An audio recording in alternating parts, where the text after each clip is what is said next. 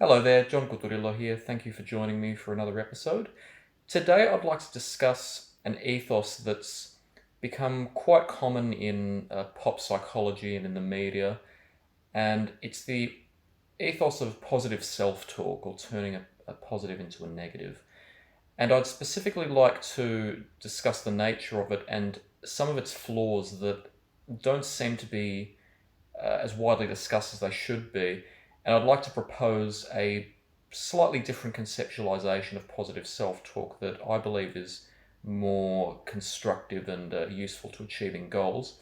As per usual, I will make clear that I'm not a mental health professional, and if you are experiencing problems with your mental health or any issue for that matter, you should certainly seek professional advice. But I'm hoping that by having this discussion, I can stimulate exchange of ideas amongst all types of people, whether they be professionals or whether they be consumers. First, I'd like to briefly describe the history of positive self-talk. It appears that the ethos of positive self-talk developed mainly from particular frameworks for clinical psychology and counselling, usually ones related to cognitive and behavioural theories of depression. And these particular frameworks, which include theories such as Dr. Albert Ellis's rational emotive behavior therapy framework and Dr. Aaron Beck's cognitive therapy for depression framework, these frameworks argued that people experience certain symptoms of mental illness, such as symptoms of depression or anxiety, when they have distorted views of the world that translate into irrational thoughts. That is to say, thoughts that are not necessarily based on evidence that is collected by the individual, but rather develop as a result of negative thoughts that the individual never test, and as a result they become more exaggerated and more distressing for the individual.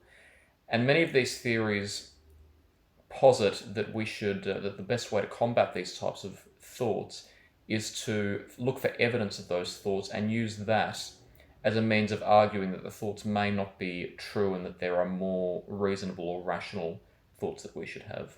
To give an example, this is an example that I would have referenced in one of my earlier videos. Let's argue that a student is depressed because they don't feel that they're performing as well in their studies as their peers, and they are beginning to believe that because they're not performing as well, that they're not going to pass their course, and because they're not going to pass their course, that they're not going to have the career they want, and as a result of that, they're going to be miserable for the rest of their lives. A way to counteract those particular thoughts, according to these frameworks, would be to teach the individual to ask exactly what evidence they have to support these ideas. So, for example, the individual might say, well, other people answer more questions in class, and other people seem to be more prepared when it comes to writing their assignments. So we would then question further and ask, okay, have you seen other people answer more questions in class? And they might say yes.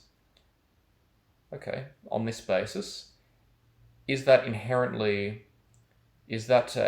indicator that the individuals are performing better than you are? Simply because they ask more questions, that doesn't inherently indicate that they are performing better. It's perfectly possible that the individual doesn't need to ask as many questions because they understand the content, or it's perfectly possible that they are more engaged but not necessarily producing any better outcomes.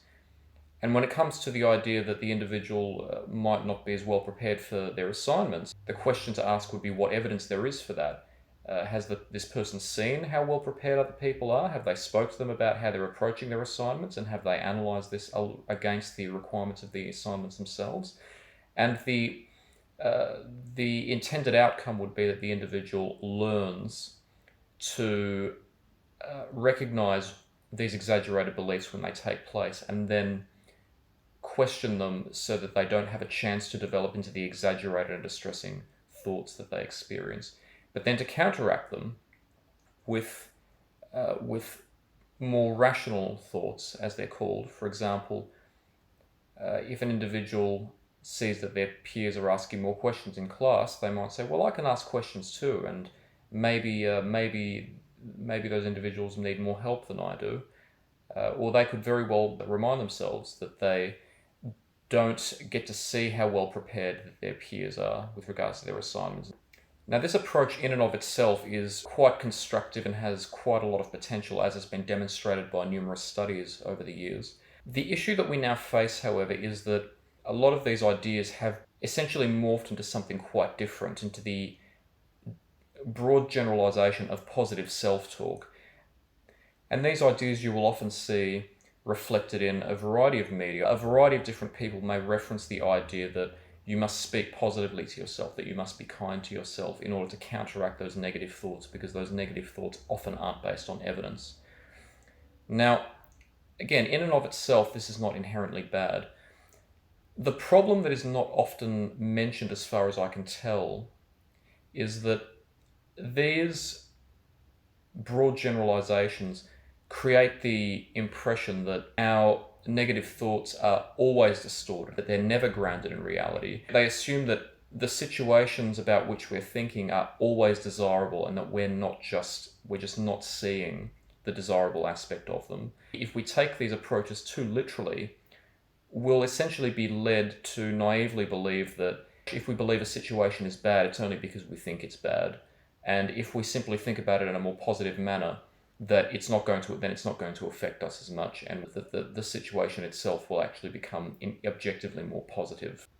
And in and of itself, to see the world in that way, that the situation can always be positive, and that it's simply a matter of thinking differently to solve problems, is actually complacent and poses a risk to us. The reason that these ideas tend to propagate so readily is because they are quite philosophically attractive. They can appear, especially to individuals who may not read them as often and encounter them for the first time, they can appear quite philosophically profound. And if an individual is particularly suggestible, they can lead the individual to believe that they've just discovered something quite profound, and that they simply weren't seeing the world in the correct manner beforehand, but that this has enlightened them. Sometimes a situation can be objectively negative and quite dangerous for the individual, or a reason to be, an individual might have a reason to be upset over a situation. The real problem with negative self-talk and exaggerated beliefs isn't that they make the individual feel uncomfortable. That's certainly a problem, and certainly a reason to address them. But they don't command action. They don't provide us with any basis to actually change the situation if we are capable of doing so. So I propose that instead of making the generalization that positive self-talk is the antidote to negative self-talk, we should be promoting rational or constructive self-talk as the antidote. Now, I conceptualize rational or constructive self-talk as a result of trying to analyze a situation based on the most simple basic facts that can be found about it, and then using those to attempt to formulate a solution to a particular problem. And if one uses this approach as the generalization rather than positive self-talk, they'll find that the approach allows them in every situation first to test whether or not the situation itself is inherently negative, or whether it's simply a result of how they perceive it. But because of that analysis, if the individual finds that there is a problem there that needs solving, it will then lead them to want to find a solution, because only then will they eliminate the cause of the problem.